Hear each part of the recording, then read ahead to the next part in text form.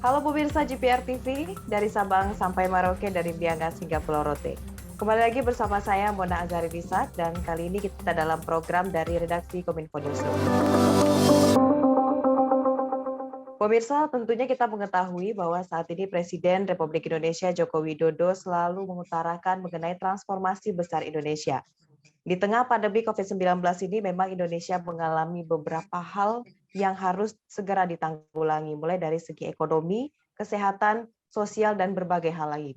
Dan oleh sebab itu Presiden Joko Widodo saat ini benar-benar mengecarkan yang namanya transformasi besar Indonesia. Lalu sebenarnya apa konsep dari transformasi besar Indonesia ini? Dari redaksi Kominfo Newsroom, kita akan bahas bersama dengan Direktur Pengelolaan Media IKP Kementerian Kominfo Republik Indonesia. Kita akan sapa dulu Bapak Nur Sodi Gunarjo yang sudah bergabung bersama kita pada hari ini. Halo Pak Gun. Halo, selamat siang Mbak Selamat Mona. siang. Siang, salam sehat Pak. Salam sehat juga untuk semua. Baik. Pak Gun, ini kita sudah membicarakan mengenai transformasi besar Indonesia. Karena kita tahu Bapak Jokowi kemanapun berada, dalam kegiatan apapun, dalam pidatonya beliau selalu mengatakan mengenai transformasi besar Indonesia.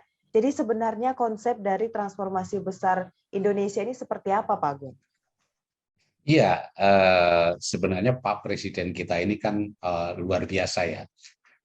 Beliau ini menginginkan tidak hanya kita sekadar berjalan. Beberapa orang menginginkan bahwa transformasi ini berjalan secara evolutif, pelan seperti itu, tetapi Bapak Presiden kita ini menginginkan bahwa transformasi yang terjadi di Indonesia ini harus dilakukan secara cepat. Dan tidak hanya cepat, tetapi lompatannya ini harus besar. Jadi visi beliau ini adalah ke depan bahwa Indonesia ini harus semakin kompetitif ya dalam menghadapi dunia yang penuh ketidakpastian dan penuh juga dengan kompetensi yang luar biasa pada saat ini. Nah, ini oleh karena itu Pak Presiden kita Pak Jokowi menegaskan bahwa pemerintah ini sedang bekerja keras bagaimana untuk mengawal supaya transformasi ini bisa berjalan secara cepat dan juga menghasilkan dampak yang luar biasa. Saat ini Pak Presiden kita dalam beberapa waktu lalu ketika meresmikan pembukaan rapat kerja nasional ada Rakernas ISMI tahun 2022 dari Istana Kepresidenan Bogor, beliau menyampaikan bahwa pemerintah saat ini sedang bekerja keras untuk mengawal beberapa transformasi besar ya. Yang disebut oleh beliau ini ada beberapa, misalnya dari hilirisasi industri, kemudian juga ada transformasi digital di sana. Tentu saja ada transisi menuju energi hijau yang memang selalu digaungkan oleh beliau, hingga pembangunan ibu kota negara atau IKN.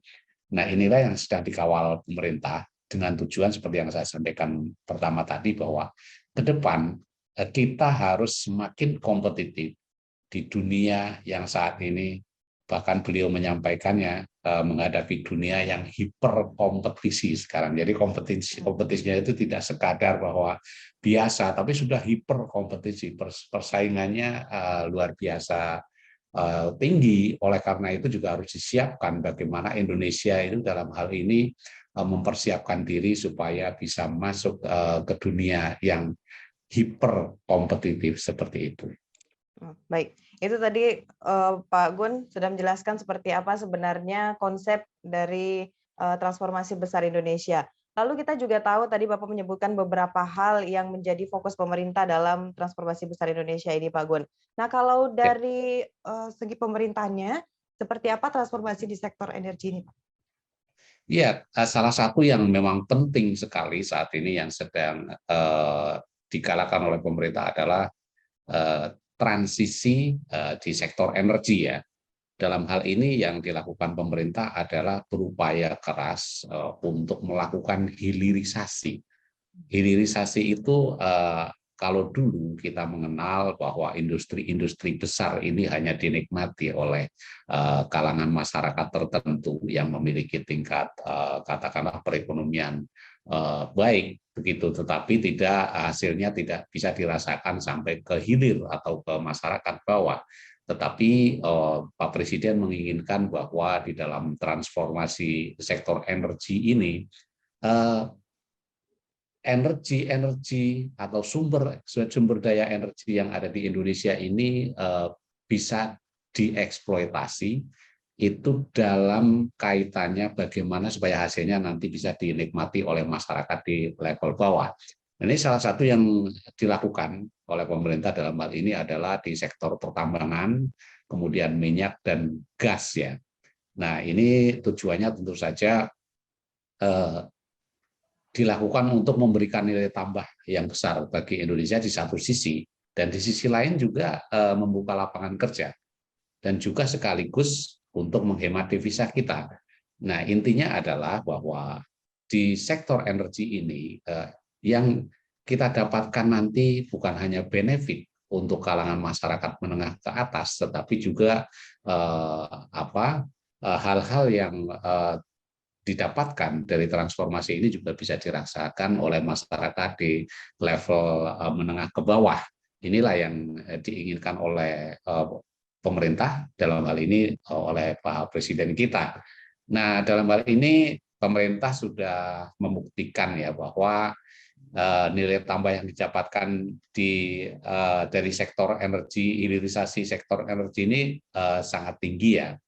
Dari devisanya sudah kita dapatkan, kemudian hilirisasi nikel yang sudah dilakukan sejak 2015 misalnya ya, ini juga telah memberikan dampak yang signifikan dari sisi ekspor maupun neraca perdagangan. Dan beliau pernah memberikan satu contoh juga bahwa ekspor besi baja di tahun 2021 ini mencapai angkanya itu sekitar 20,9 miliar dolar Amerika. Ini kira-kira setara dengan 300 triliun. Ini meningkat ya dari sebelumnya yang hanya 1,1 miliar US dollar pada tahun 2014. Dari 15 triliun ini kemudian meloncat ke 300 triliun. Ini karena peningkatan dari nilai tambah di dalam negeri. Ini yang diinginkan oleh Presiden seperti itu. Jadi tidak hanya meningkat secara angka yang kecil seperti itu, tapi beliau menginginkan peningkatannya eksponensial ya. Nah, tidak hanya di nikel nih ya, pemerintah ini juga akan menghentikan secara bertahap ekspor bahan mentah barang tambang lainnya, misalnya boksit, tembaga, timah, kemudian ada emas. Ini setelah itu kemudian dilakukan hilirisasi. Dan pemerintah juga akan melakukan hilirisasi di sektor-sektor lain, yang salah satunya mungkin nanti akan dibahas, yaitu terkait dengan sektor pertanian. Ya, baik. Baik, jadi intinya adalah Pak Presiden memang menekankan sekali adanya transformasi besar ini, salah satunya di sektor energi, berarti Pak ya. Bukan hanya masyarakat kalangan atas, tapi menengah ke bawah juga dapat menikmati. Baik, Pak Gun, setelah ini kita akan bahas juga tentunya berhubungan dengan Kementerian Komunikasi dan Informatika Republik Indonesia, itu adanya transformasi digital. Namun Pak Gun dan juga pemirsa, kita akan jeda pariwara.